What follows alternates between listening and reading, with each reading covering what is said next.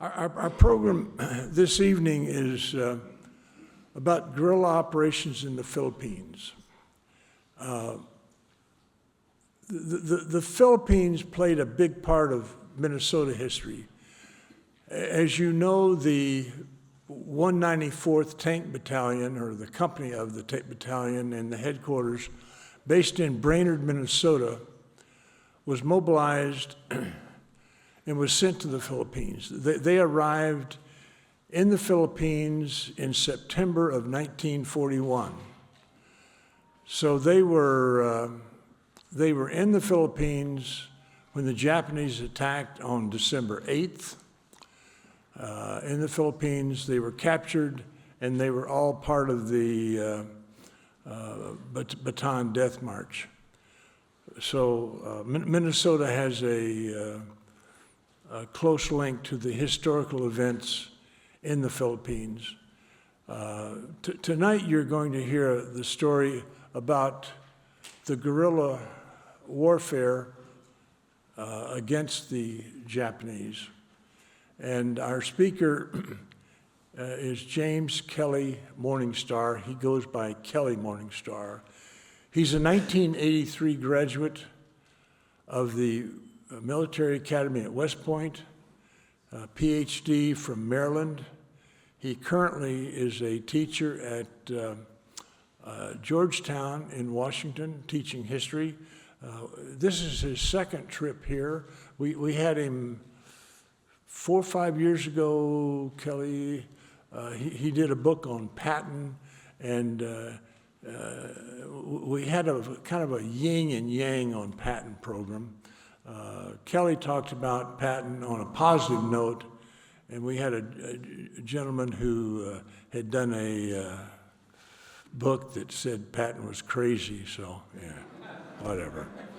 So yeah, I think that's called fair and balanced, maybe, whatever.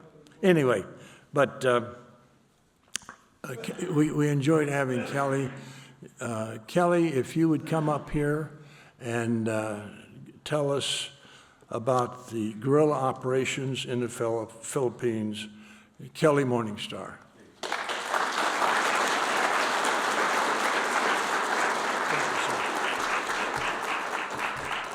Now, I want you to know that I'm just the warm-up act, laying the main course for Mike. I also want you to know that I'm not really this ugly, but when I sit next to Mike, you know, it just that's how the effect turns out. I'm going to be talking tonight, like I said, about the guerrilla war in the Philippines. On 6 May 1942, Lieutenant General Jonathan Wainwright surrendered the American forces in the Philippines to the Imperial Japanese Army, who then threatened the 12,000 American prisoners to coerce the surrender of the rest of the Americans fighting in the Philippines. The total loss of 90,000 men was the greatest military disaster the United States has ever experienced. The official history of the Army states that all resistance had ended. The 6-month-long struggle for control of the Philippine archipelago was over. However, as I say in my book, next slide, this was not true. Between the time of Wainwright's surrender and MacArthur's return in October 1945, more than 260,000 Filipinos rose up to wage a guerrilla war that killed perhaps between 13,000 and 67,000 Japanese soldiers. They denied the enemy their benefits of a victory. They kept alive the spirit of resistance in the islands, and they played a critical role in liberating their country. Next. Today I'll review this story through the prism of a people's war.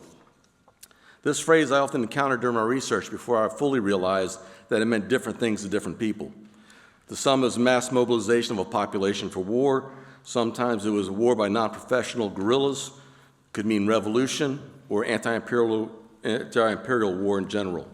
Most academic interpretations remain shaded by the experience of the Vietnam War, in which the communists described their effort as a war of, for, and by the people.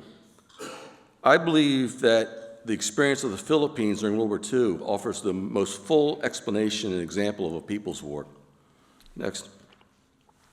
The concept of people's war is an old one. Long before Vietnam, Prussian Karl von Clausewitz theorized about a people in arms for use as a weapon against Napoleon. He called on the state to arm its citizens for, quote, a general insurrection as simply another means of war. This was to be controlled by the regular army and aimed at disrupting the enemy's rear area, which he said would destroy the foundations of an enemy army like burning coals. In Clausewitz's day, such partisans became known as guerrillas.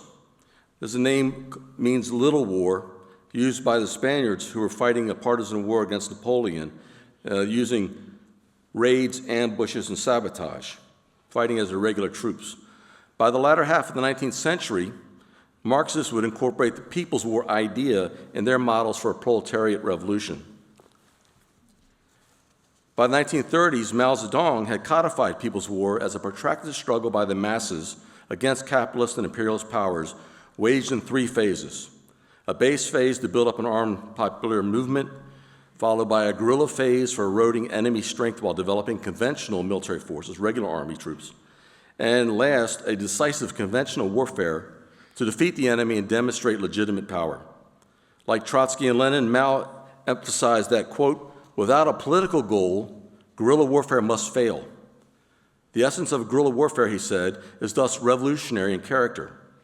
It was for the party and the party alone to guide the People's War. Mao and Clausewitz mostly agreed on the tactics of the People's War, but they differed on its true nature, its motivations, its evolution, and its purpose. Both of their models are tested in the Philippines, and they're both found lacking. And the experience of the Philippines actually reveals things that are not present in either one of their models.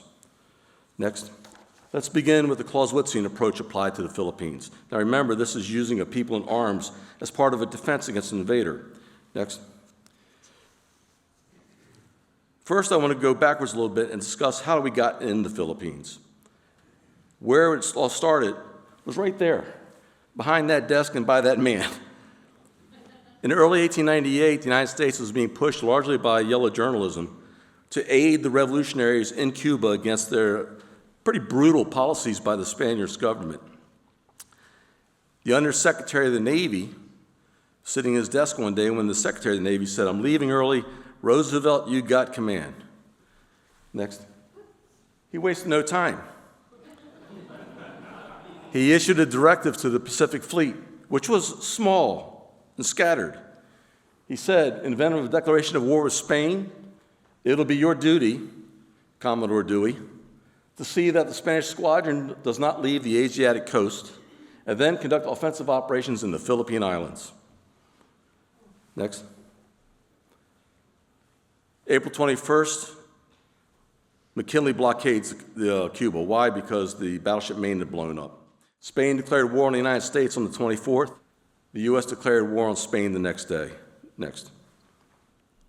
Dewey did as he was ordered, gathered the ships in Hong Kong and sailed for the Philippines. Before he departed, the British Navy had a big dinner for him because they expected the United States was going into a suicidal mission. He goes into the Philippines, and in May, he meets the Spanish fleet and destroys it. Next. While he's sitting there, the Spaniards surrender the Philippines to Dewey. He has no troops. The German Navy shows up and asks, are you going to occupy them? At the same time, the Japanese ambassador shows up in Washington and says, we understand you have the Philippines. We'll buy them from you. We'll occupy them together. You just tell us what you want us to do. Next. Dewey sent for a exiled guerrilla leader named Emilio Aguinaldo, who was living in Hong Kong. Brought him in and said, can you get the old gang back together and assist us as being the ground troops? Aguinaldo later said that Dewey had promised him that McKinley would recognize Aguinaldo as the new president of an independent Philippines. Other witnesses said that's not quite what Dewey said. In any event, Aguinaldo went ashore, got his guerrillas armed and ready until American troops could get there. The Spaniards were deathly afraid of retribution by the Filipinos. They asked Dewey to keep the guerrillas out of Manila until they could get a Spanish fleet there to pick up the soldiers and take them back to Spain. While we're trying to keep the guerrillas out of Manila, fighting will start erupting between the two sides. Next. Meanwhile, President McKinley, who had never planned or had any thoughts about taking the Philippines, now wonders what to do with them. He wants to have a coaling station, a port there, but he really doesn't want the Philippines. Next. So what does he do? He sends a commission led by academics to go and figure out, are the Philippines ready for independence? And they basically come back and say, the Colin Powell doctrine, you broke it, you bought it. If we leave the Philippines, they'll be gobbled up by Germany or Japan or somebody. So we become the reluctant occupiers of the Philippines. McKinley actually said, if we stay here, the people are going to hate us. The U.S. Army does a study and says, there's no way to defend the Philippines if the Japanese decide to invade. So we try to hold on to the Philippines. Next. Aguinaldo, of course, isn't happy with this. He starts an insurrection against the Americans. The first phase of it is conventional battles. And as U.S. troops arrive, the U.S. wins every one of these engagements. Aguinaldo's got to change his strategy. I want to point out here that not all the Filipinos were supporting any kind of insurrection against the Americans. Those who used to profit from the relations with the Spanish government fell in with the new occupiers, the Americans. And a lot of people there were satisfied with this. One of the remarkable outfits here was the Philippine Scouts. A lot of these used to be the Maccabee Scouts we inherited from the Spaniards. They became a regular army troop and are very important in assisting us in our position in the Philippines. Next. Aguinaldo decides to switch strategies, gives up on conventional battles, and goes to guerrilla warfare. His idea was to try to defeat us in the moral phase. Next. Because there's an election coming up. And the anti-imperialist, William Jennings Bryan, who you see there, chopping down the trees and things, William Jennings Bryan is favoring hands off of the Philippines, leave. So Aguinaldo thought, if I just make this war hard enough, McKinley could be defeated for re-election, and maybe we get William Jennings Bryan elected and get a better settlement. Very similar to what Lee was thinking in 1864 about make the war hard enough, and maybe McClellan would win the election, defeat Lincoln, and get a better settlement. Next. Meanwhile, the United States was changing strategy too, a left-hand, right-hand strategy. The U.S. Army waging really hard, ugly warfare against guerrillas. And then on the second hand, a new administration led by William Howard Taft, who were trying to bring new schools, sanitation systems, hospitals, incorporate the Filipinos into the government. And this didn't satisfy everybody, but probably the majority of Filipinos.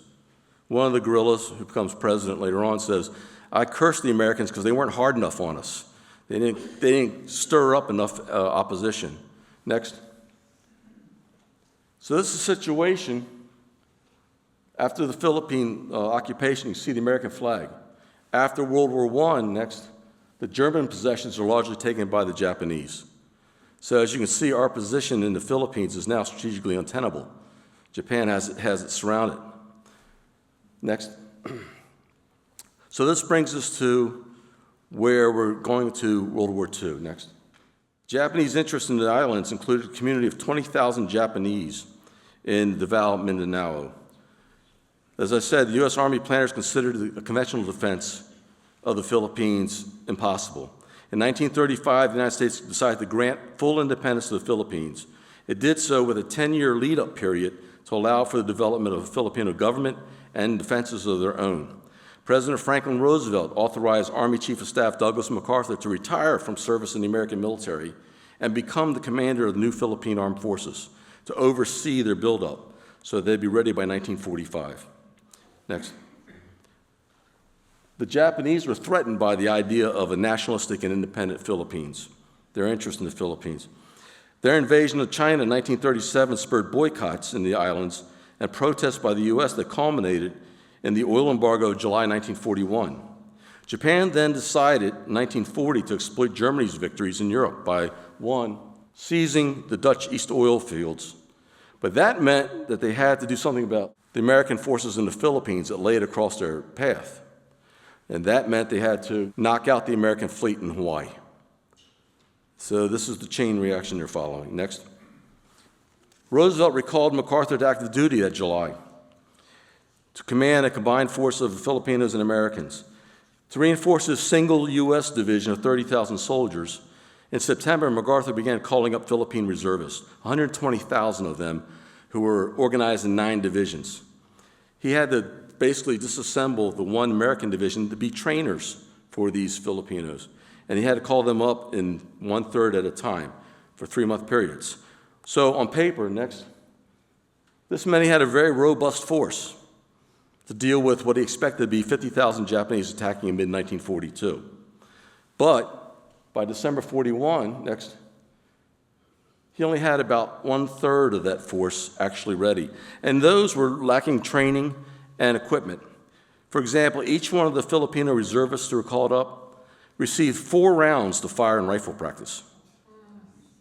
Next. On 7 December, the Japanese began their assaults across the Pacific, defeating American, British, and Dutch forces in order to create a defensive perimeter that you can see fully encases the Philippines. Their assault on the Philippines, next, began on December 8th with bombing attacks on the Philippines. 2 days later, next, they landed their first small units in northern Luzon. Next, MacArthur ignored such landings as diversions in order to keep his force concentrated. Next, on 20 December, the Japanese landed a force in Mindanao to protect their community down in Davao. Next, 2 days later, the main body arrives in Luzon. Next, the American and Filipino forces were overmatched on the beaches, spread too thin, so they began their retreat. Next, MacArthur declared Manila an open city and prepared to hold Bataan and Corregidor until promised reinforcements from the United States arrived. He didn't realize that those reinforcements weren't coming. Next, he planned to hold Bataan and Corregidor for as long as possible, and there the battling bastards held on for nearly 6 months, despite rampaging disease, starvation, and very low supplies. Next. Under orders from the President, on 11 March, MacArthur escaped Luzon for Australia, where he expected to command a counterattack force that didn't really exist. Next. Bataan surrendered on 9 April with some 12,000 American and 63,000 Filipino soldiers taken prisoner. Next. The 11,000 defenders of Corregidor capitulated on 8 May. The last units surrendered about a month later. Next. Now, some historians wonder why MacArthur did not employ guerrilla operations against the Japanese, a la Clausewitz. But he had taken quiet steps in that direction. In July 1941, he sent his G2, Lieutenant Charles Willoughby, to recruit, quote, an extensive network of prominent businessmen, plantation owners, miners, and newspaper people, like statesman and former Speaker of the House Representative Manuel Rojas. These were to form an intelligence underground behind enemy lines, but MacArthur couldn't say this out loud because it would undermine any kind of faith in his conventional defense that might occur to the Japanese. They even sent Captains Joseph Micking and Joseph Evans to organize postal and telegraph operators that would support this underground network. Next. During his withdrawal, MacArthur authorized colonels like Claude Thorpe, Hugh Strawn, and John Horan to convert remnant frontline forces into guerrillas for use in the Japanese rear. His redesignation of Horan's command as the 14th Infantry Regiment on 12 February 1942 indicates an intention to use guerrillas as part of his conventional force, again, a la Clausewitz. Next. Joined by other American refugee officers, these men would harass the enemy for many months until fatigue, illness, and enemy action compelled their surrender. Almost all those who surrendered were executed. Next. Now, sadly, these guerrillas discovered an Achilles heel in Clausewitz's concept, and that is trying to command and control widespread irregular forces. Your safety records, like this inventory here from the National Archives, showed a critical lack of radios. Next. With only 36 of 1,586 authorized radios, that's a 98% shortfall, it proved impossible to coordinate and support any guerrillas forming in the hinterland. Next. Now, ironically, command and control also worked against the guerrillas. Before departing Luzon, MacArthur split his forces into independent commands. A staffer explained, MacArthur was hedging against the day when, in spite of Roosevelt's orders to him and his orders to his subordinate Wainwright, The command must collapse and surrender. With 4 forces operating independently under his command, surrender of one would not tumble down on the others. So he was planning for these guys to fight on if Luzon had to surrender. Under his orders, the separate commanders also prepared for guerrilla resistance. But as biographer William Manchester noted, Army Chief of Staff George C. Marshall, however, had decided to give Wainwright a 3rd star in command of all Filipino forces. And this occurred while MacArthur was transiting to Australia. That meant that Wainwright had the power to surrender all the fighting units in the islands, and that the Japanese, who were aware of this, could threaten to execute everyone on Bantan and Corregidor unless he exercised his power to surrender his troops, which is exactly what happened. Next. Now, MacArthur wasn't the only one considering guerrilla resistance, and the Clausewitzian model wasn't the only model being considered for the Philippines. Next. In the 1930s, the Philippines had become home to a pretty robust communist, socialist, and peasant movements seeking social change. Next. In October 41, 2 months before Pearl Harbor, the communist leaders of the AMT party in Manila ordered, quote, all cell groups to prepare for guerrilla warfare. Veterans of Mao's army arrived to train thousands of communists in groups like the Wai Chi, which is known as Squadron 48. 48 was chosen to represent Mao's 8th Route Army and Mao's new 4th Army. Next. In early 42, the Japanese basically captured and decapitated the political leadership. In March 29th that year, Philippine communists gathered north of Manila to create the People's Army to fight the Japs, which became known as the Huks. They elected a military committee with Louis Taruk as chairman. A dramatic raid by one of their members, a woman named Filipa Kulala, who was also known as the Muslim Princess. She led this raid to free some of her guerrillas from a makeshift prison in Pampanga.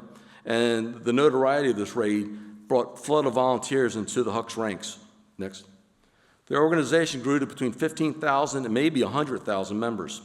But their dedication to the communist revolution, their enforcement of iron discipline, and their attacks on rival guerrillas left them isolated. As American guerrilla Captain Joe Barker commented, our job isn't to start a revolution, it's to prepare for MacArthur's invasion. Protecting the primacy of the party leadership, some estimate that the Huks killed 5,000 Japanese and 20,000 Filipinos. Even Taruk admitted, quote, errors were made and innocent people died. Most critical to their hopes, however, they never achieved Mao's model 3rd phase, the decisive conventional operations, because the American forces filled that role. Next. Other aspects of the Philippine resistance also defied theories of Mao and Clausewitz. Theirs was a spontaneous, organic movement, largely devoid of any guidance from party, government, or army. They were motivated by a desire to protect families and avenge abuses. This was the essence of People's War. Next. Early in the vacuum of the U.S. Army's retreat, Filipinos picked up the fight. As the Japanese advanced on Legazpi in early December, for example, Constabulary Major Lucerio Lapus evacuated 40,000 soldiers, or citizens, while his troops began to perform hit-and-run attacks to slow down the Japanese advance. Next. In Camarines Norte, Congressman and Philippine Army Reserve Lieutenant Wenceslao Vinzons organized several hundred local men into Vinzons' traveling guerrillas and began attacking Japanese patrols and setting up remote bases. This was the first civilian guerrilla, and he's been known as the father of the guerrillas in the Philippines. Of course, none of this was known to MacArthur. Next. What began as another easy victory over Western powers soon began to stretch well beyond the Japanese expected 50-day campaign in the Philippines. Next. With its 50,000 troops in the Philippines needed elsewhere, the Japanese began to try to emphasize propaganda to bring the Philippines under their control. And they began to try to use the Philippine government to pacify the guerrillas that they labeled as bandits. Next. Yet the Japanese failed to pacify the natives, and they learned another lesson about People's War. It is the oppressor's efforts to subjugate that breeds resistance. In this case, the Japanese infuriated Filipinos by taking control of the government away from the people. They were forcing women out of public policy, and they overtly redirected Filipinos to manual labor, which they believed was their proper avocation. Next. The invasion and exploitation of the islands disrupted the Philippine economy, caused spiraling inflation and shortages, and led to famine and starvation. The price of a 56-kilogram kavan of rice rose from 7 pesos in 1941 to 4,000 pesos by December 1944. By then, the Japanese rationed rice at a little more than half a pound per person per day. Next. The Japanese military administration enraged the people by quickly closing all the schools and putting 2 million students on the streets. Next. They shut down all Catholic education, sent the Army's religious section to oversee the church, bombed houses of worship, and harassed and abused clergy. Next. The JMA rewrote school curriculum to insist Japanese values, instill Japanese values, and imprisoned 3,000 Westerners in the University of Santo Tomas in Manila. Next. On Mindanao, Auxiliary Bishop Monsignor William Fenneman openly opposed the Japanese sexual enslavement of Native women. He was arrested, tortured, and starved in an effort to force him to sign over the convent and nuns of the Holy Spirit Sisters in Mindoro for use by their troops as a brothel. And when he refused, his captors tossed him in the ocean to drown. Next. The Japanese tricked or forced thousands of Native women and girls into sexual slavery as comfort women. Records indicate that each Japanese company kept about 10 women and girls, raping each 5 to 10 times a day. Beyond tricking them, next, they used harsher methods. This is Maria Rosa Luna Henson, who, when she was 14 years old, was walking down the streets of Angel City one day when she was grabbed by 2 soldiers. She screamed. An officer intervened, only to rape Maria himself before passing her back to the troops. 24 soldiers raped her that day, and she'd be held for 9 months in a troop brothel before she managed her escape. Next. Word of such atrocities spread across the island and inspired people to rise up as guerrillas. Next. Hundreds of leaders stepped forward to organize these volunteer guerrillas. Reservists like Venzons, constabulary men like Lapus, businessmen like Elias Madrid, lawyers like Antonio Bantista of the Manila Civil Liberties Union, miners like American engineer Walter Cushing. Next.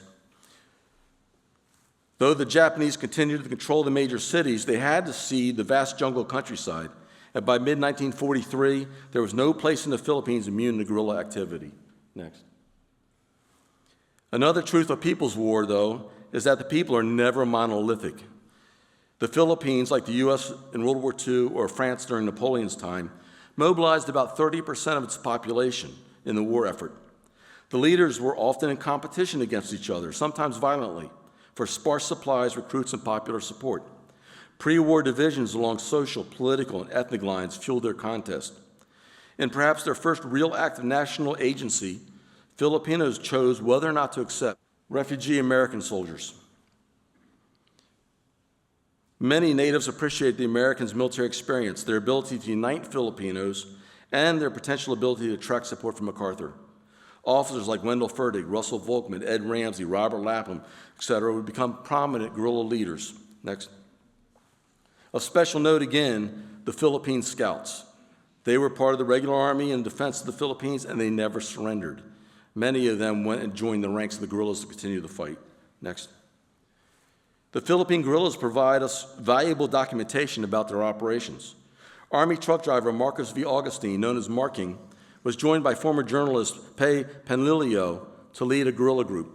Their memoirs insightfully describe the loose discipline, combustible relationships, and the shoestring existence of the resistance. Next. Most guerrillas had more volunteers than weapons. They scavenged old battlefields and barracks for arms. They made rough, homemade weapons. And they invented new means of attack, like strapping explosives on livestock and herding them into the enemy positions. Next. Intelligence, collection, and sabotage formed a large part of their actions. In this way, they not only prevented the Japanese from profiting from their invasion, they actually helped reduce much of the trade to below pre-war levels. Next. When able, the guerrillas conducted raids and ambushes that hampered enemy operations. They frustrated Japanese high command, and they lifted the spirits of the Filipino people while intimidating would-be collaborators. Next. Spies, like cabaret entertainer Clara Phillips, seen here, collected vital information from Japanese and smuggled it to the resistance. She earned the nickname High Pockets because she would smuggle the information in her bra. Next.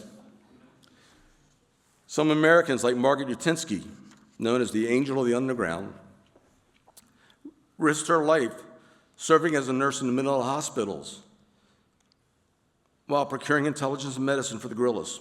She was eventually arrested, suffered unspeakable horrors in prison. Next. Prisoners posed a special dilemma for guerrillas. They could not feed and they could not keep prisoners, and they could not risk freeing them. But summary executions were against the Uniform Code of Military Justice and risked post-war court-martials. Ed Ramsey recalled each unit was dealing with the issue on its own, which meant that some prisoners were being executed while others were being released. In the latter case, the result was almost raids, which meant the capture, torture, and killing of our own people. This is why, even when MacArthur could have incorporated the guerrillas into his structure as he's coming back, he didn't. He kept them at arm's distance. My wife, who is a military lawyer, explained to me that if he had started paying them or forming them in divisions, he risked putting them under UCMJ authority, and their operations would not allow that to happen. So that's another issue with People's War in the Clausewitzian mold. Next. The Japanese plans for natives to place the guerrillas ultimately failed. General Akira Muto, who served in China, Singapore, Sumatra, the Netherlands, East Indies, and the Philippines, said, quote, that in all other colonial areas occupied by the Japanese during the war, the conquerors found the native populations to be acquiescent, if not cooperative. Only in the Philippines did they encounter fanatical resistance. Next. The occupiers turned to coercion. To receive rations, Filipinos had to register with the neighborhood associations. They kept watch on towns for movement and forced people to keep an eye out and report any suspicious guerrilla activities. Next.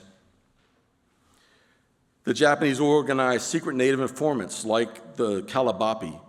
They compelled people in hoods to pick others from lineups for harsh interrogations, prison, and execution. The effect was to demoralize the population and undercut support for resistance. Next. This is Andres Minor.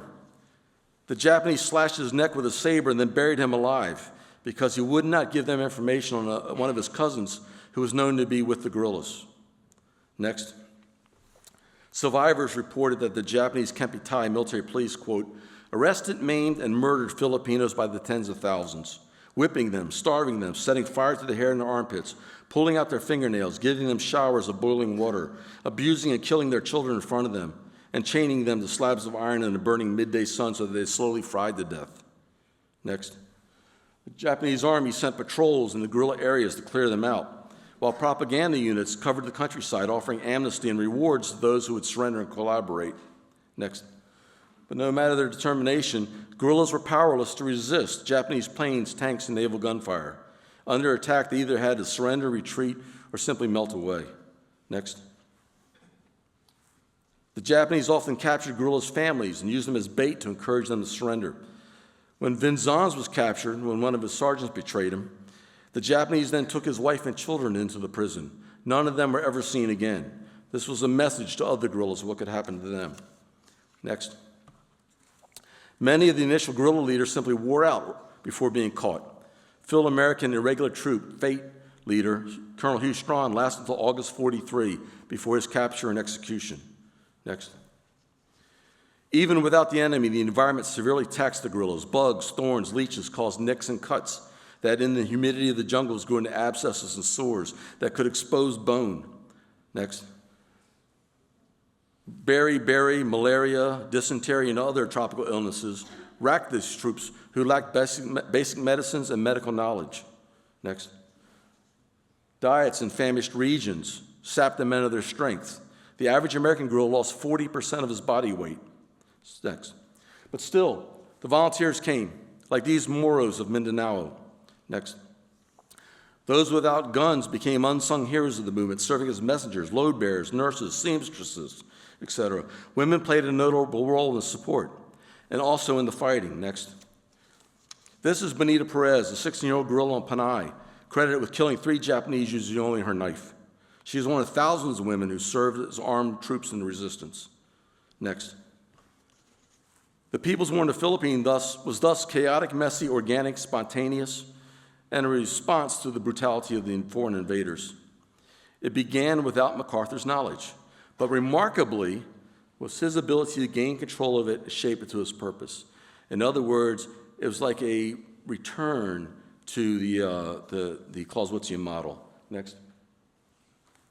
Arriving in Australia, he announced, "The President of the United States ordered me to break through the Japanese lines for the purpose, as I understand it, of organizing the American offensive against Japan, a primary object of which is the relief of the Philippines.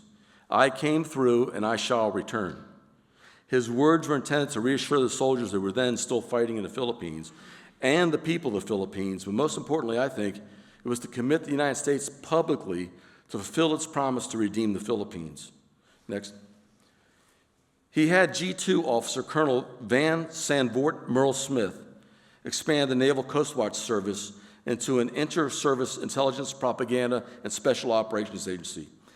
Now, Merle Smith was a well-connected Princeton grad from Oyster Bay, New York, and he was the former third Secretary of State under Woodrow Wilson. He was exceptionally qualified for this job. Next.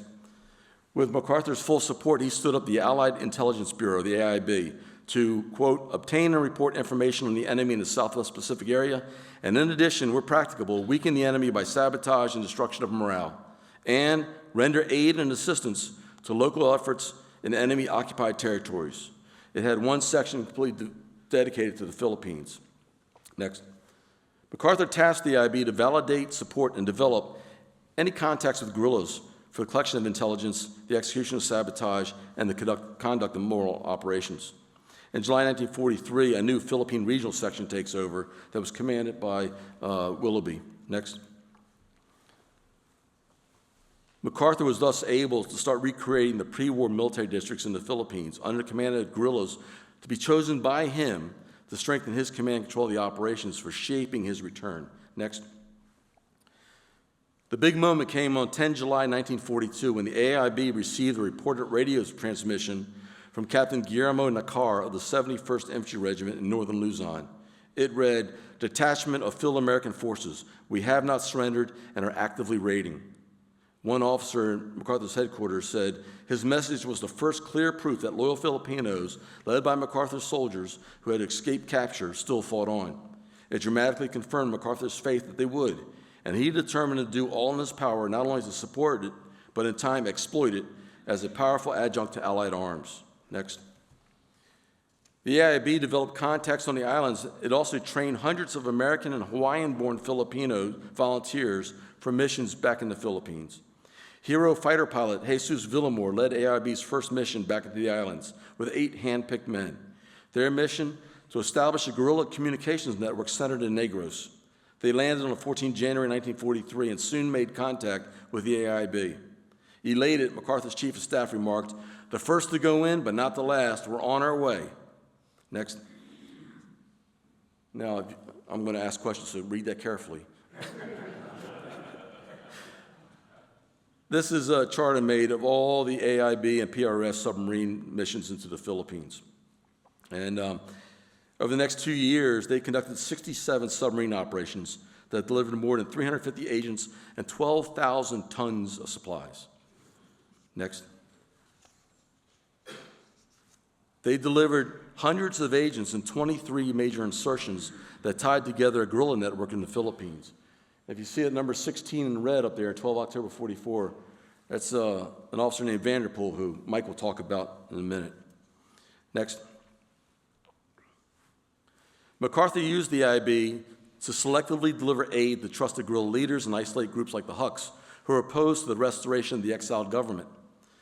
He also prevented ambitious men like Macario Peralta on Panay or Wendell Fertig on Mindanao from uniting all the guerrillas under one command. There would be no Philippine George Washington, only MacArthur. Next. The PRS was able to augment these submarine missions with numerous deliveries by air, like the Navy PBY flying boat you see in this photo. Next. By 27 October, there were 134 radio stations across all the islands that regularly communicated with MacArthur's headquarters. Next. Coordinating much of this effort was the ubiquitous Chick Parsons.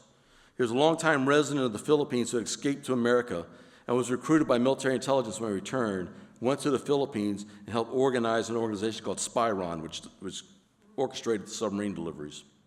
Next.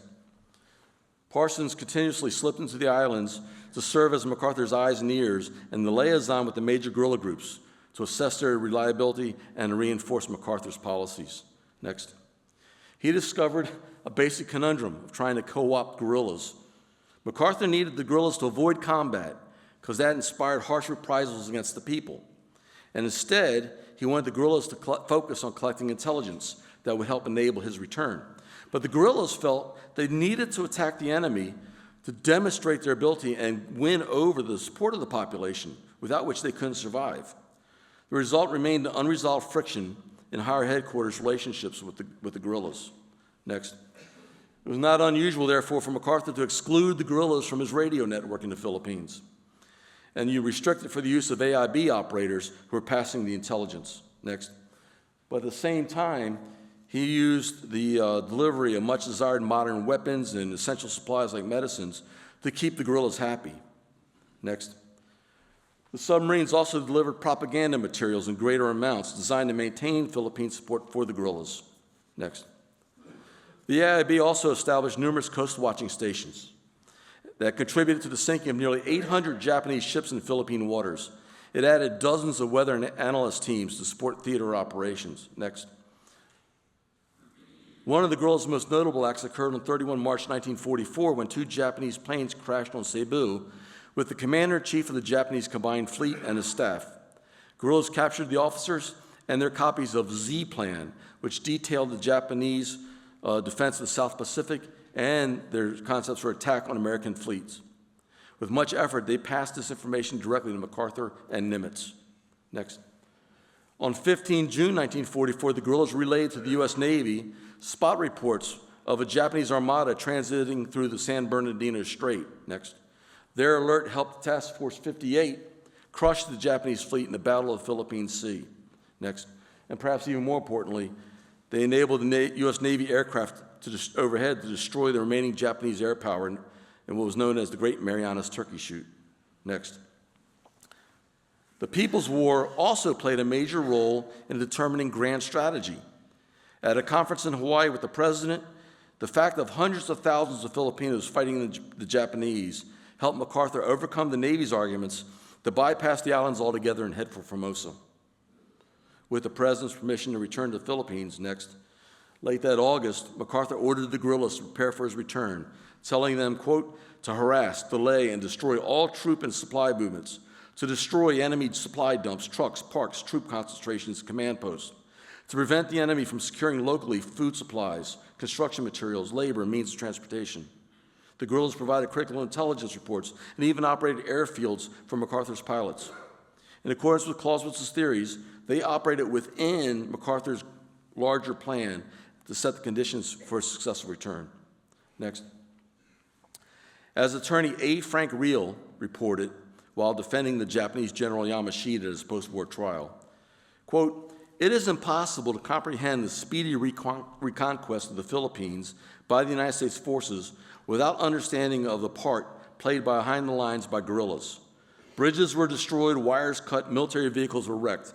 Japanese night patrols would fail to return to their bases. The soldiers would eventually be found, their heads and other important organs removed by bolo knives.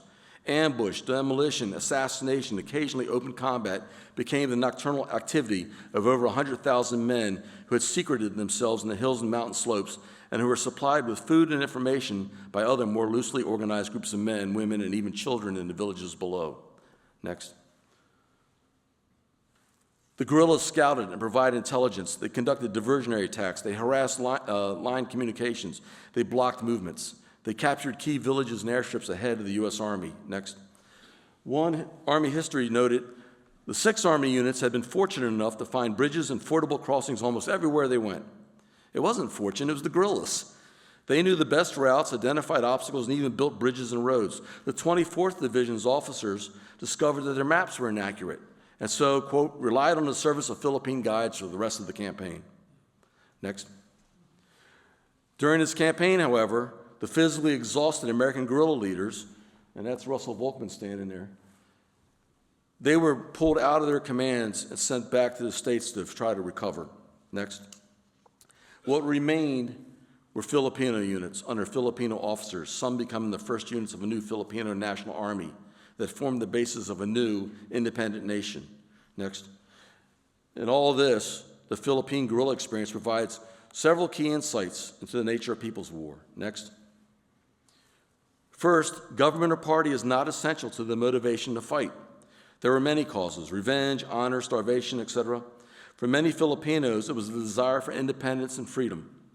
As Governor Tomas Confessor noted, their fight became a popular effort to earn nationhood. And as historian David Joe Steinberg wrote, the universality of the movements and the mass participation in them was tangible proof that the initial decision to fight against the Japanese and for the Americans was a commitment of the people. Next. Secondly, the people are seldom united and often at odds. As I say in my book, collaboration came in shades of gray. Warfare produces competition, reopens and intensifies social and political rivalries, and even creates new ones. Any entity hoping to use a people's war as part of a larger war must be prepared to address such divides. Next. Third, communication and trust are tenuous yet essential factors of this kind of war. When you're trying to create a guerrilla war during combat operations, you're susceptible to a lot of spies and others operating within your organization. To ensure communication and trust, you should prepare for hostilities beforehand. Next. To capture such lessons, after the war, the U.S. incorporated the Philippine guerrillas, especially Volkmann and Fertig, in the drafting of new doctrine for using guerrilla resistance in future wars. Next. Today, however, Army doctrine focuses on counterinsurgency operations based on Maoist concepts of Revolutionary People's War. I believe it is time perhaps to rethink that focus. Next. Finally, and I'll try to read this without getting too emotional, I want to tell you about one particular individual whose experience in this People's War is instructive. This is Camarine Sur Assemblyman Mariano E. Villaforte, a popular young man from an influential family that owned a big lumber mill. As evidence of his character, he was not only a scoutmaster, he introduced the Boy Scouts to the Philippines. At the beginning of the war, he had 7 kids and a pregnant wife. When the Japanese approached his hometown of Naga, the local government went into hiding. It was Villaforte who went forward to ensure police kept order and essential services were continued. Japanese commanders noticed this and insisted he participate in the local occupation government. When guerrilla forces attacked Naga in May 1942, the Japanese troops took Villaforte and his family hostage. They insisted on taking him and his wife and his eldest son with them when they escaped the town by fishing boat. When Villaforte's wife began hemorrhaging during their journey, the Japanese took them ashore at a village called Vito, where they ran to a Santa Cruzan ritual that happened to be attended by Elias Madrid's family. The Japanese fired into the air to disperse the crowd, and guerrillas fired back. The soldiers then retreated to the jungle's edge and began a night-long firefight. Elias Madrid raced to the scene by boat near midnight, bringing more guerrillas, and rushed to his wife, while the Japanese stole his boat and got away. The guerrillas, however, found Villaforte and his wife and his son and beheaded them and stuck their heads on stakes as a warning to would-be collaborators. When we talk about guerrilla resistance, when we talk about People's War, we often forget the reality of the people like Villaforte. And I think that tonight I want to remind everybody and keep his memory to the forefront so we can really understand what this is all about. Thank you very much. Thank you, Kelly.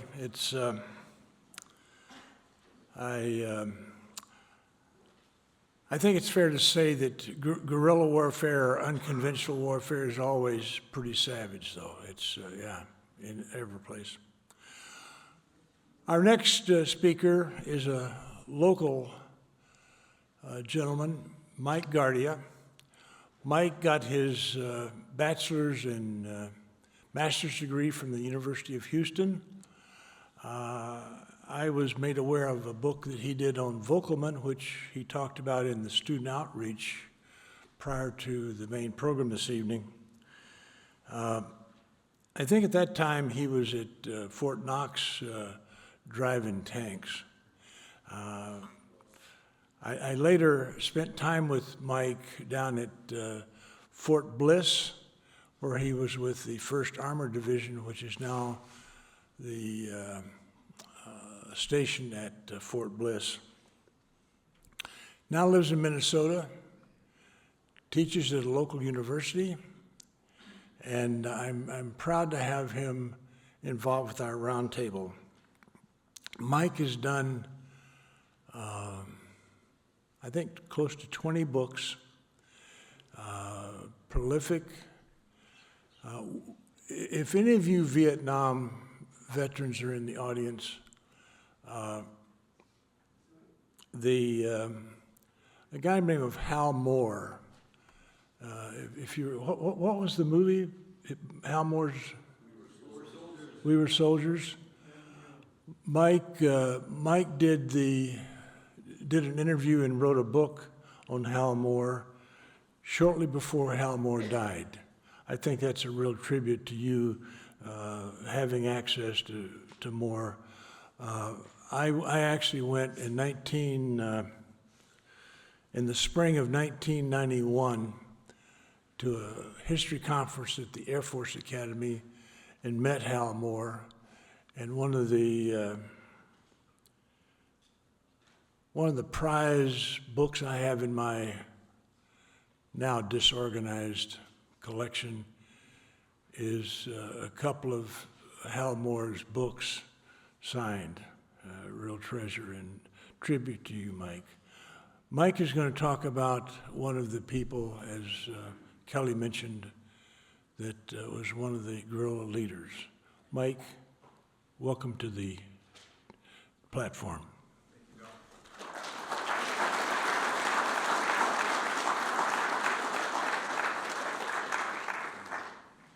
All righty. Well, thank you, Don, for that wonderful introduction. And Kelly, I'd also like to congratulate you on a presentation well done. And also thank you for the build-up. I may be easy on the eyes, but the real powerhouse here is Kelly. Me, I am the window dressing, so.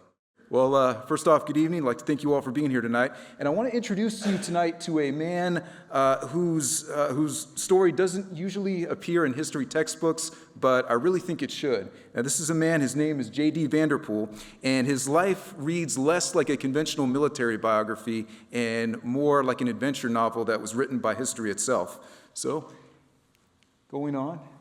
And coincidentally, Jay Vanderpool is the subject of one of my latest books, Coyote Recon, The Forgotten Wars of Colonel J.D. Vanderpool.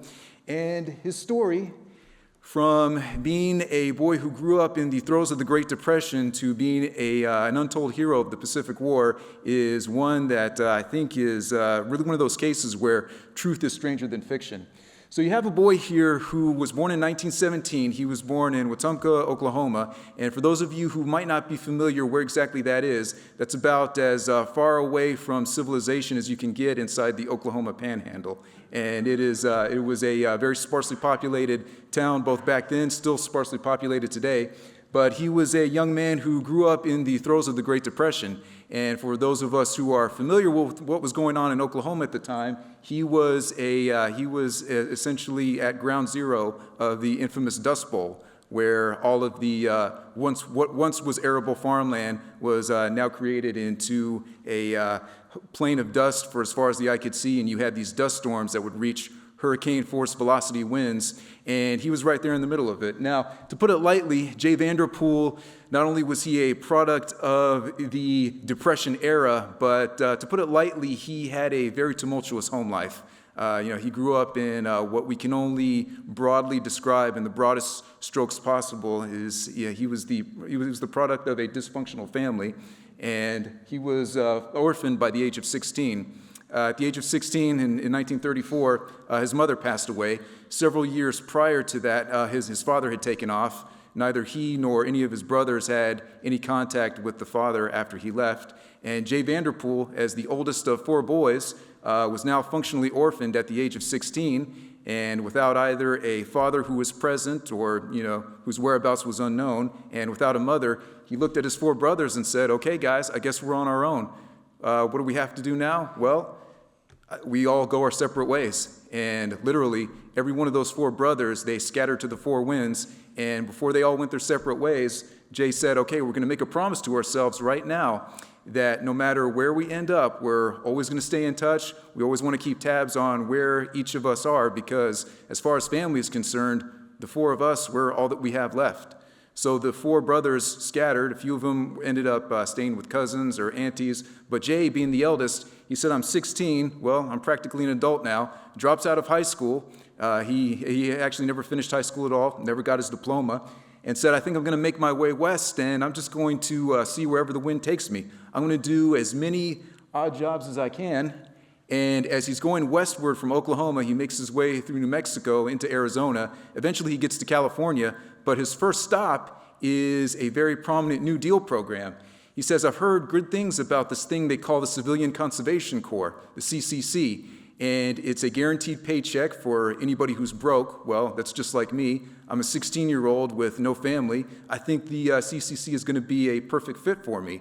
And in the year and a half that he spends at one of the local CC camps, he finds that he actually takes very well to the lifestyle. And he said in retrospect, it was a lot like being in the Army, because I'm sure not a lot of people know, but many of the CCC camps were run by active duty Army officers back at the height of the Great Depression.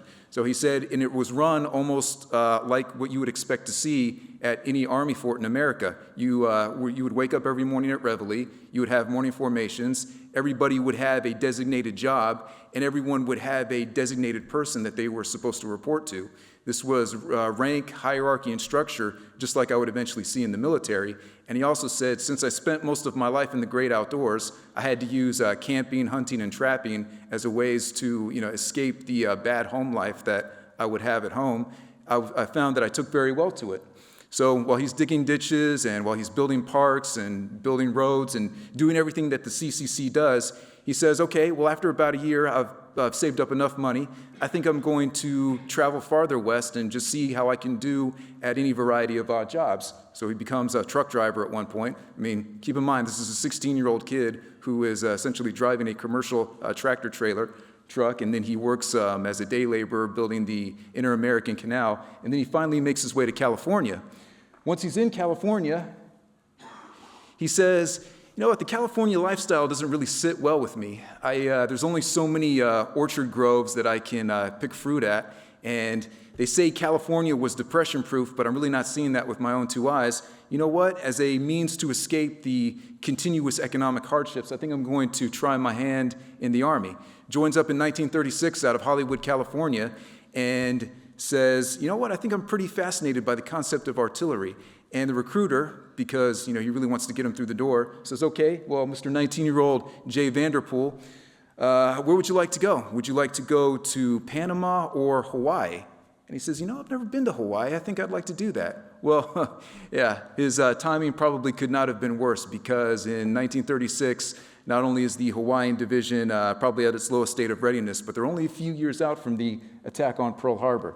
So as he's stationed in Hawaii, well, he spends his first few years as an enlisted man, and by the spring of 1941, he holds the rank of staff sergeant, and he's proven himself to be very effective. He's gotten the attention of his superiors as a top-notch artilleryman, and so impressed, in fact, that they recommend him for OCS. Now, keep in mind, this is a man who has no high school diploma.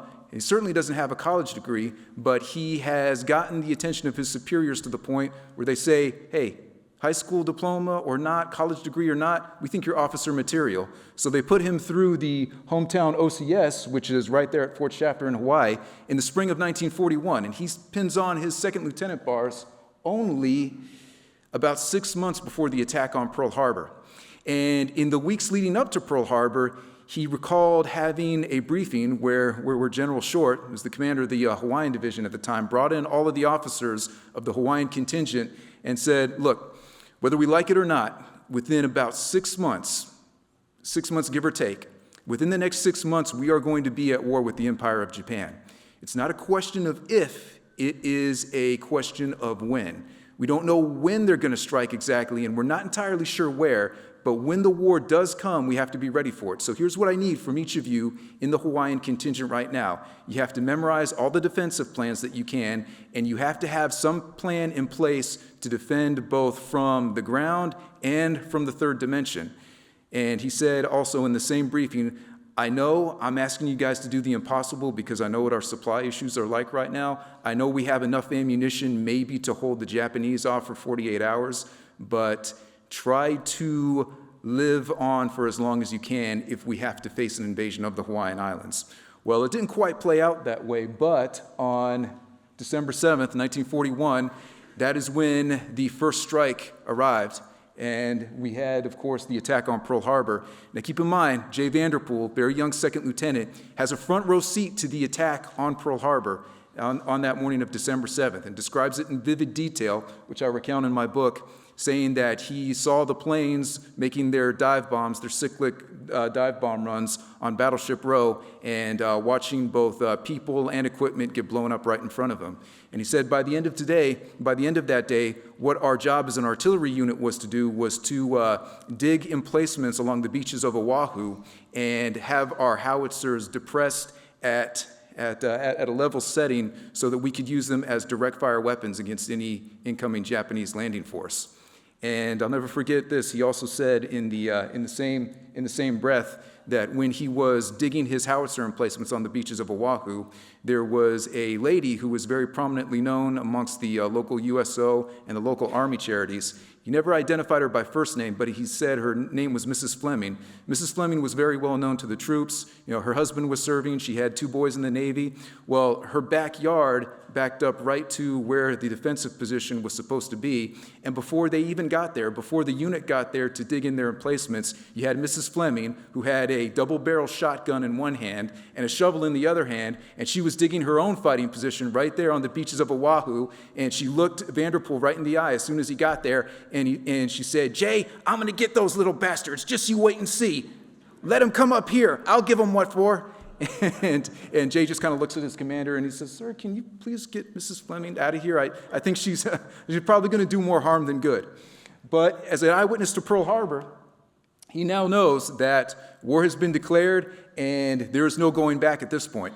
So if we fast forward to the very early spring of 1942, he deploys with the 25th Infantry Division to fight at our very first big heavy engagement with the Japanese forces at the Battle of Guadalcanal, the entire Guadalcanal campaign. And this one was hamstrung from the very beginning by a number of problems, not the least of which were the logistics, but also the funding. This was something that was done on probably the most piecemeal budget that they could put an expeditionary force on. Vanderpool remembered that him and a lot of his troops were calling it Operation Shoestring because they were expected to get by with maybe half of the ammunition that they actually needed. So aside from the logistical problems, they also ran into a few problems that would require brutal solutions by modern standards.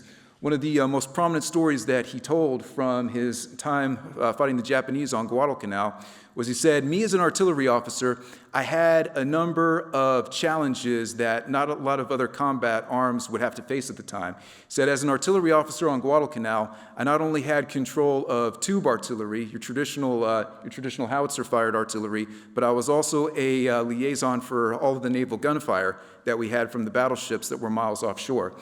And he says, at one point in the operation, as we were making our way up the island of Guadalcanal, as we got closer to Doma and between Doma and the Trombola River, said the Japanese were making great use of the terrain. The terrain was probably the biggest enemy for us at Guadalcanal, and there was a canyon that the Japanese had set up both their logistical and their headquarters operation in. Well, this was problematic for us because the canyon walls and the cliff faces were so high that we couldn't elevate the naval guns offshore high enough in order to get a good arcing fire to get over the canyon and into the bottom of the ravine floors where all of the Japanese were. And if naval gunfire couldn't do it, we also knew that our regular tube artillery couldn't do it. So how is it that we neutralize the enemy that's taken up residency in this canyon without sacrificing more troops than what we've already committed? And then finally he gets an idea. He says, "You know, I have a naval air liaison here with me." Looks at him and says, "If we can't get naval gunfire over the edge of that canyon, why don't we just use a depth charge? A depth charge that's meant for enemy submarines." Think about that. for enemy submarines, and he's using this against troops in the open air. So he says, yeah, you know what? Call that seaplane, tell him to get a depth charge ready, and as soon as he's over the canyon center mass, have him drop the depth charge, again, that's made for tearing apart enemy submarines, and if that doesn't take care of the Japanese troops down there, I'm not sure what will. So he calls in the airstrike. He sees he sees the Catalina seaplane just flying overhead. He says, okay, there it goes, and he says, all right. Now give him the signal to drop it. He counts down on his watch. Okay, 5, 4, 3, 2. You guys might want to cover your ears. And then boom, and that explosion from the depth charge, even though he has his ears covered and he's several miles away, it's still enough to rattle his insides, and it's still enough to shake him up quite a bit. And then he says, okay, I bet that took care of the enemy troops out there. And when he got over the edge of the canyon and got down into the canyon itself, he said the carnage rivals the worst slasher flick that you have ever seen. Because what this depth charge, again, made for enemy submarines, what it did to the enemy troops, he said, was horrific. He said those who were farthest from the blast but still inside the canyon, they got literally snapped in half. And then he said there were others whose necks were snapped or whose heads were turned 180 degrees to the rear. As you got closer to where the depth charge had went off, and keep in mind, a depth charge is just a concussion blast. That's all it was, but a concussion blast that was so powerful that those who were closest to it, the Japanese troops who were closest to it, they had eyeballs hanging out of their sockets and brain matter that was quite literally coming out of their ears. And I'm just thinking to myself as I'm trying to process the story here, I'm thinking, my God, in today's military, particularly the military that I was in the late 2000s, early 20-teens, you try something like that today, that you'd easily be on trial for war crimes. But today it was, back then, of course, it was just a necessary means to an end. And finally, after they pacify Guadalcanal, he stays with the 25th Infantry Division through their campaign in New Georgia. That is the next stop in the island hopping campaign. And here he said this was a target-rich environment for anybody who is an artilleryman. As he was making his way through the 27th Infantry Regiment, you can see right there in the center of the map, it's going from the edge of Mundo Point all the way up to what they call the Zieta Trail. Well, the Zieta Trail was a critical crossroads in the New Georgia campaign simply because this is where the Japanese Naval Infantry Task Force, essentially the Japanese Marines, were landing. And what they didn't count on is that where that task force was coming from, they had to cross through a swamp that their intel hadn't plotted on being there. So as the Japanese infantry were moving through the swamp and coming out of the clearing through Zieta Pass, Vanderpool was up there with the 2nd Battalion of the 27th Infantry as an artillery liaison, and from quite a distance out, he sees the Japanese naval infantry coming out of the thick of the swamp, and they have no idea that they are under direct observation from American artillery.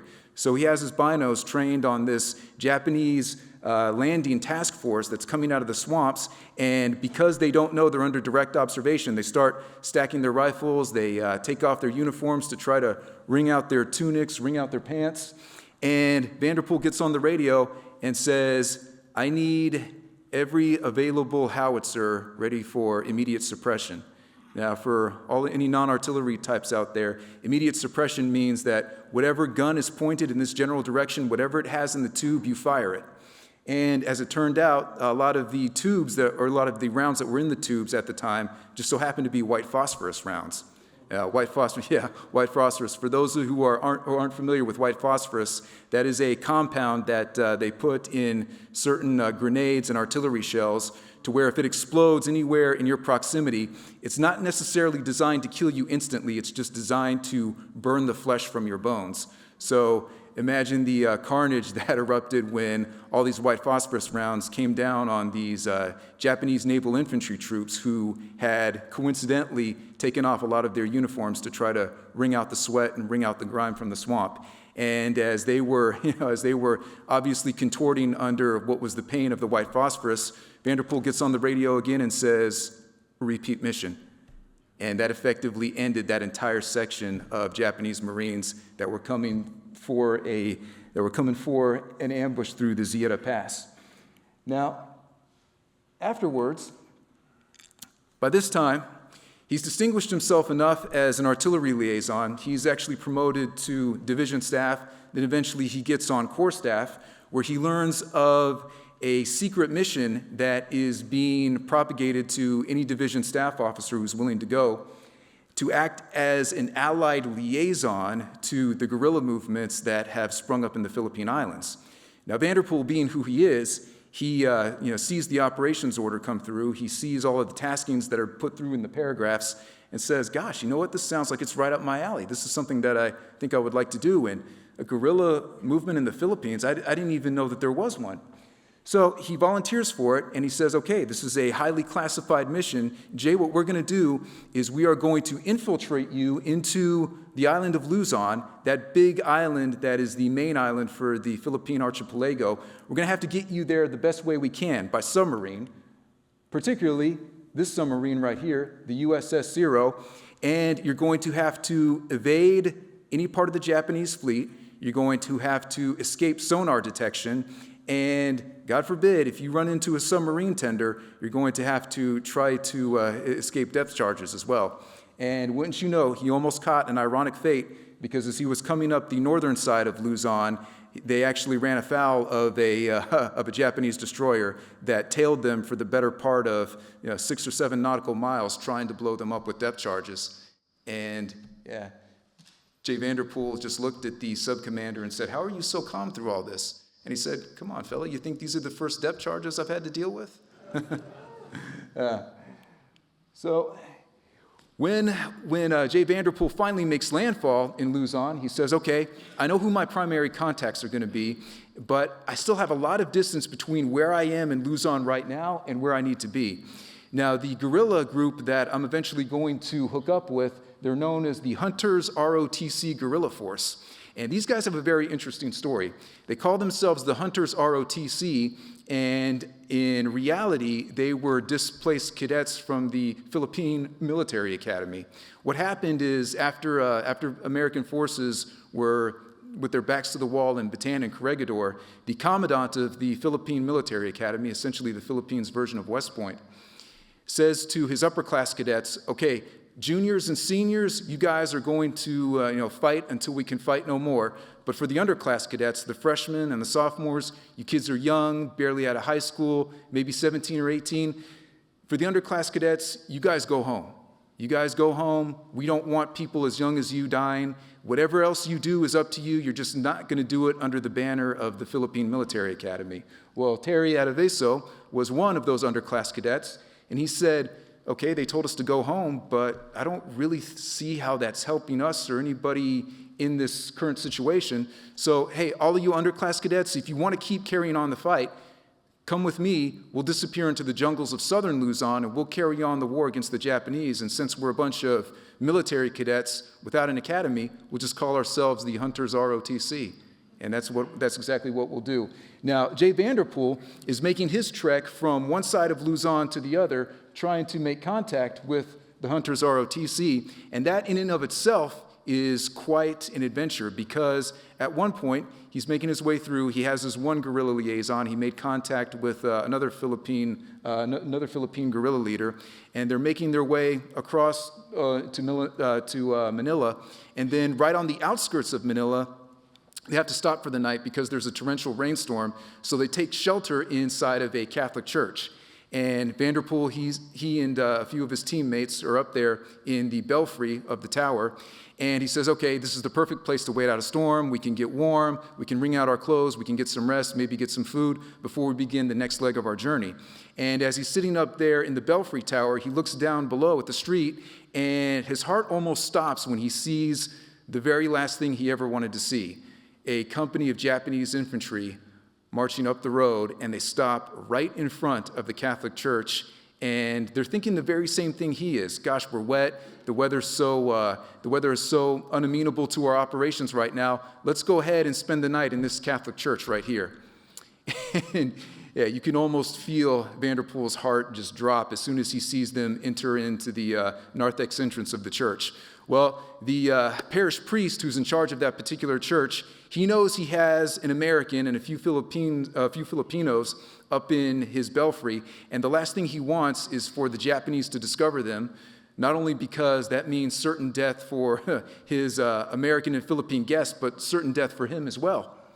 So everything's going fine until one Japanese lieutenant says, "Hey, Father, Padre, I want to see what's upstairs. Can you please show me what's upstairs?"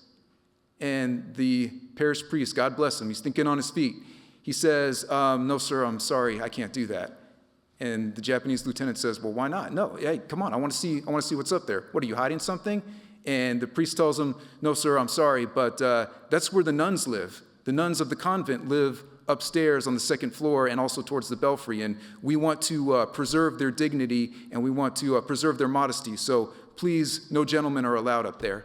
And they go back and forth before finally the Japanese officer just says, "You know what, fine, whatever, okay, fine. You want to protect the dignity of your nuns, go ahead." But yeah, a very, very close call that could have ended very differently had that Catholic priest not been thinking on his feet. The very next day, he's going through, he has to go through Manila, but Manila itself is a minefield of sorts because you have Japanese checkpoints every few blocks, and he needs to get through, and he has to get through quickly because if he does it on foot, he's going to beat the sunrise, and hey, an American right in the streets of Manila, that's going to stick out like a sore thumb. So he looks at his teammates around him and he says, "You know what we're going to do? We're going to call a taxi. Same thing we do in America if we need to get someplace in a hurry. We're going to call a taxi." Of course, no Uber or Lyft back then, but they're able to hail a taxi, and the taxi driver, of course, sees Vanderpool, knows instinctively that he's an American, and the taxi driver gets real nervous, and he's thinking this is a fare that he doesn't want to take, but Vanderpool has a trick up his sleeve. He says, "Hey, you know what? Look, I understand you're scared. I know, I'm wearing this shade of skin, and I got an American uniform, but I'm going to make it worth your while. Here is 3 times what your normal fare rate would be. I'm going to give you that in cash right now.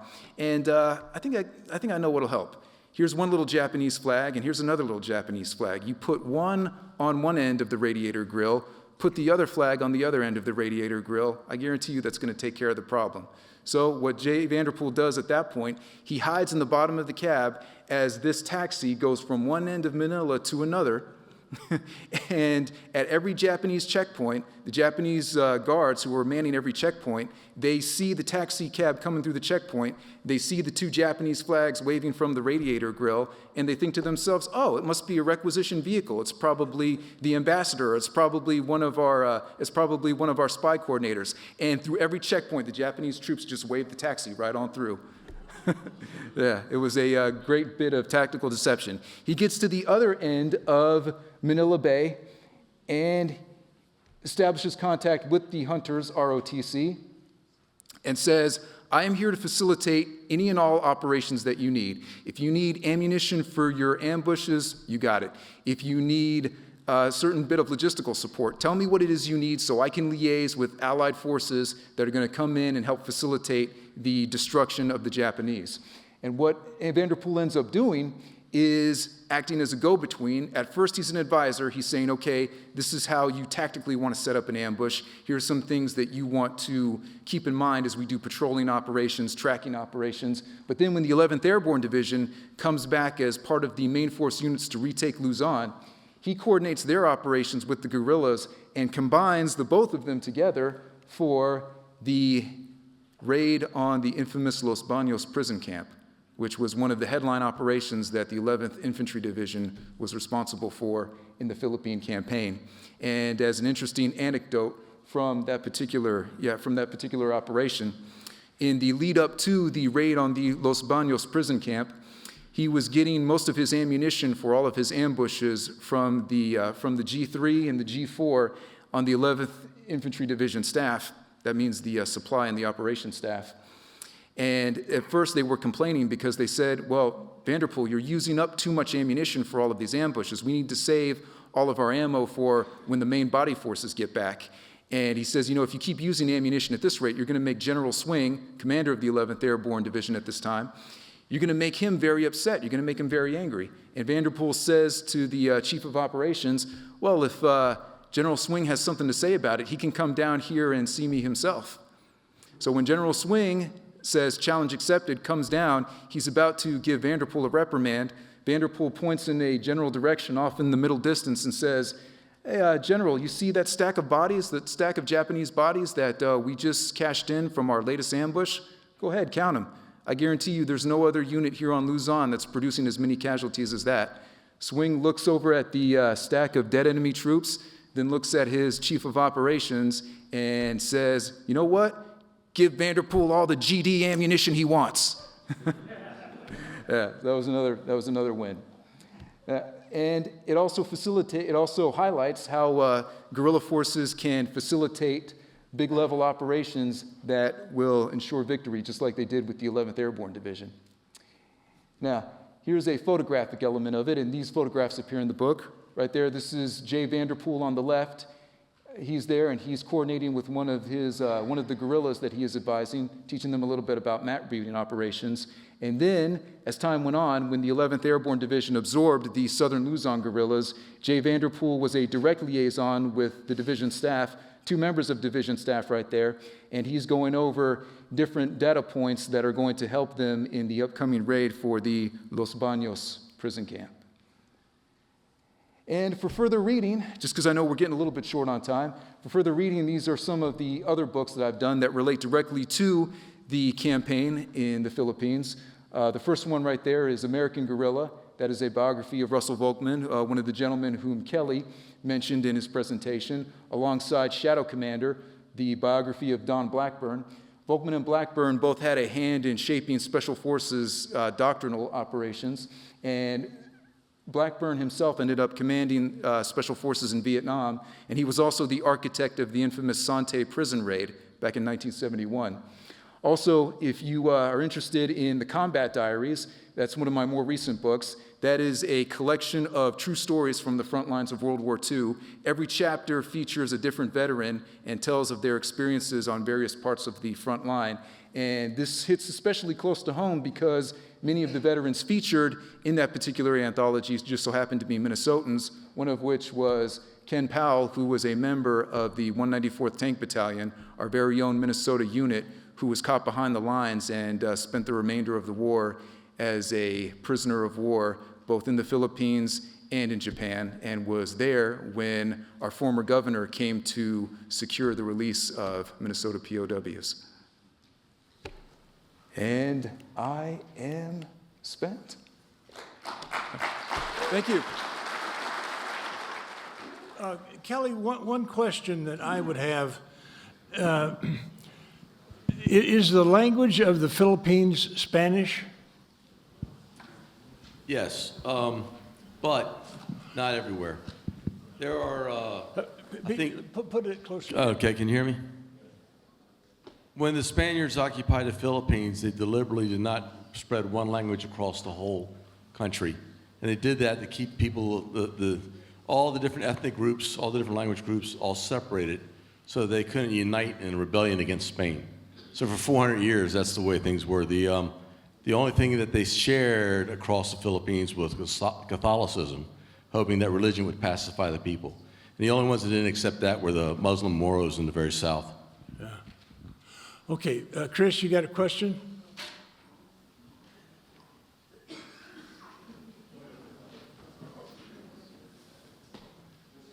I can't see with the lights here. Over here.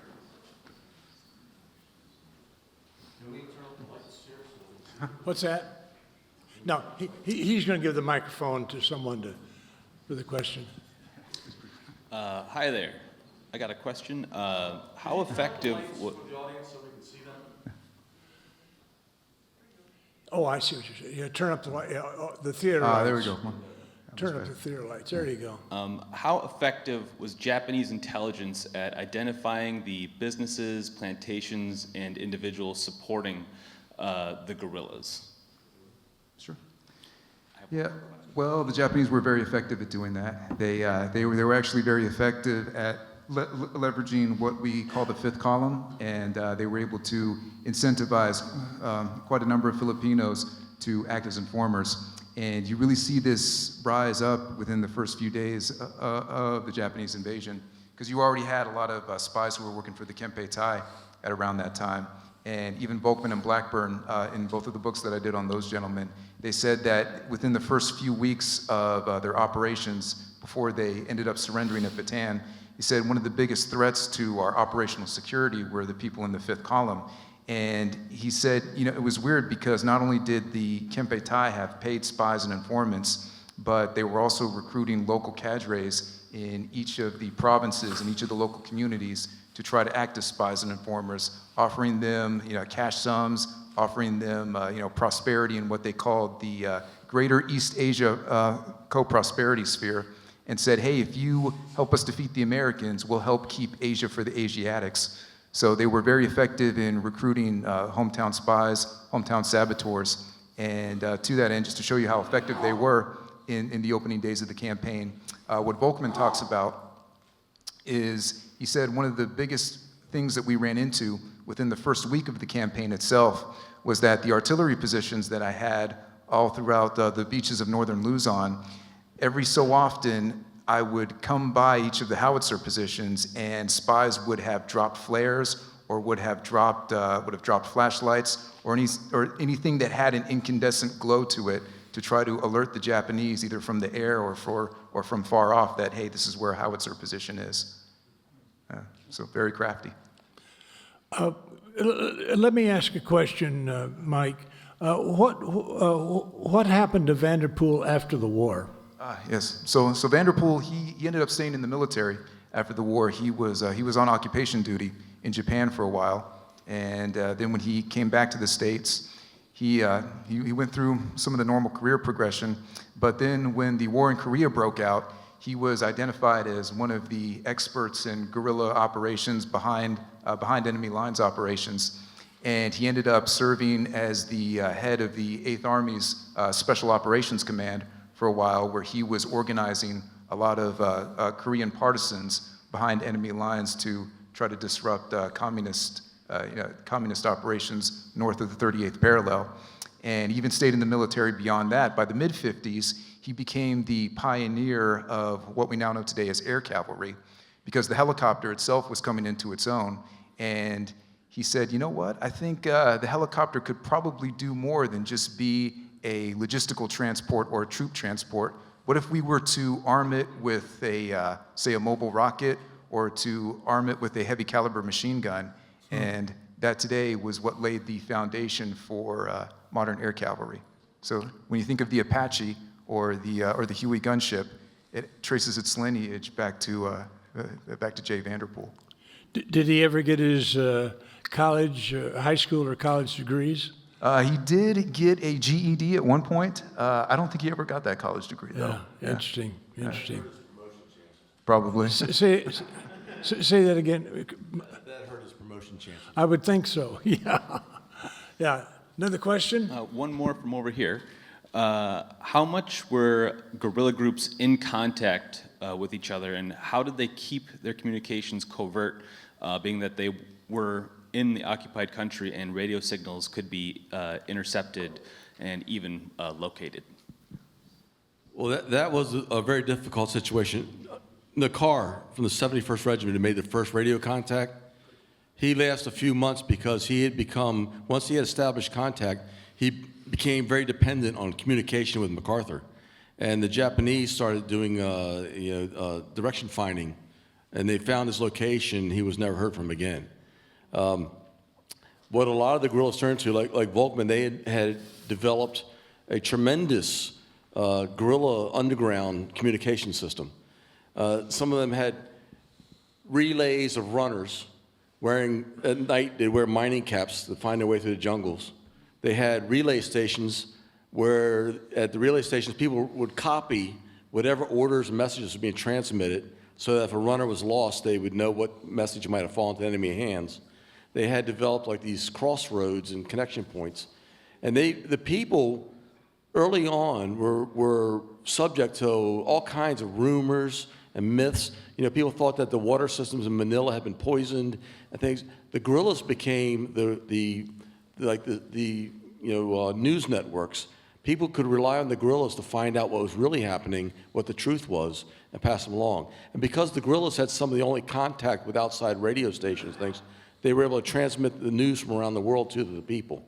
And that was a key link between the population at large and the guerrillas, this idea of being a reliable source of information.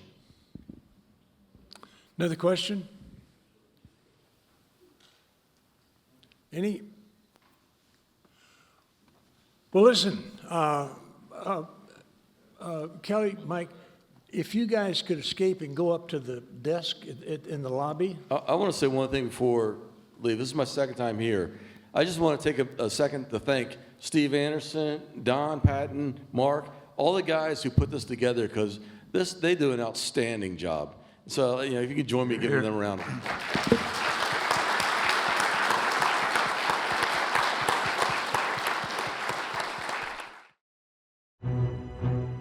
Support for this program is made possible by viewers like you.